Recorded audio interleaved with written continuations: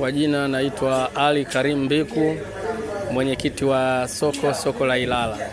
Kwanza nimshukuru Mwenyezi Mungu, lakini niwashukuru watendaji wa serikali kwa kuliona hilo, kwa kulitengeneza lile soko mpaka kufikia hali hile. Kwa kweli imeleta furaha sana. Kwenye wilaya yetu hii inaonekana kabisa kwamba wapo viongozi wanaojali maslahi ya wafanyabiashara. Namshukuru mheshimiwa wetu Rais wa Jamhuri ya Muungano wa Tanzania Dr. Samia pamoja na mkurugenzi wa halmashauri yetu hii ya jiji la Ilala hii kwa kufanya kazi kubwa kulijenga lile soko. Hatimaye imekuwa fursa kubwa kwa wafanyabiashara kufanya biashara zao na kujipatia vipato vyao. Kwa kweli hii ni furaha kubwa, na tunamwombea kwa Mwenyezi Mungu hawa viongozi walioweza kusimamia, Mungu awajalie, wazidishie kila laheri na wapunguzie kila lilokuwa la shari.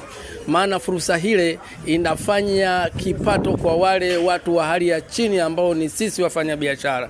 Leo imekuwa fursa kwa kila mfanyabiashara aliyekuwepo pale kurejea tena na kuanza maisha yale ambayo alikuwa nayo mara ya kwanza. Naona hata wafanyabiashara ambao walikuwepo pale zamani jana hile na siku ile ya uzinduzi wamefurahia kwa sababu wanarejea kwenye maisha yao, japo ilikuwa safari ndefu kwa sababu walikuwa wana matatizo pa kufanyia kazi hakuna, japo wengine walijishikiza sehemu tofauti, lakini hatimaye wamerejea. Hii ni fursa na hii ni furaha, na vile hata kwa halmashauri watapata kipato kikubwa sana kutokana na lile soko. Kwa hiyo tunamshukuru Mwenyezi Mungu kwa kweli.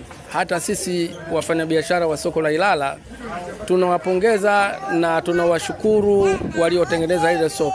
Mimi natoa rai kwanza kwa upande wa nyinyi waandishi, mulitangaza lile soko kwa sababu lile soko linaleta kipato kwenye halmashauri yetu ya Ilala, na vile itakuwa ni chachu kwa masoko mengine nayo kufanyiwa ukarabati au kujengwa kabisa kama lilivyojengwa lile, kwa sababu halmashauri yetu ya Ilala ikipata manufaa, basi na wananchi ambao wako katika wilaya ile nao wanapata manufaa.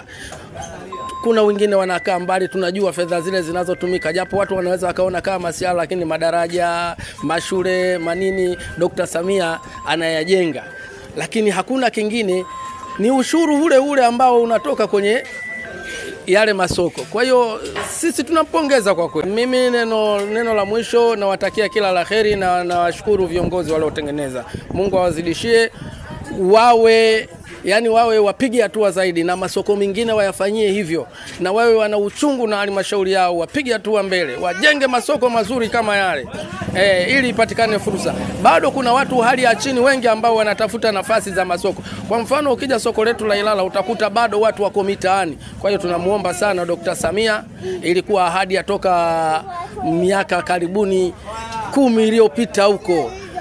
Ilikuwa ni neno tu la kusema kwamba soko la Ilala tunalijenga, lakini sasa hivi naona baada ya lile kukamilika, basi hatua inayofuata nafikiri itakuwa soko la Ilala.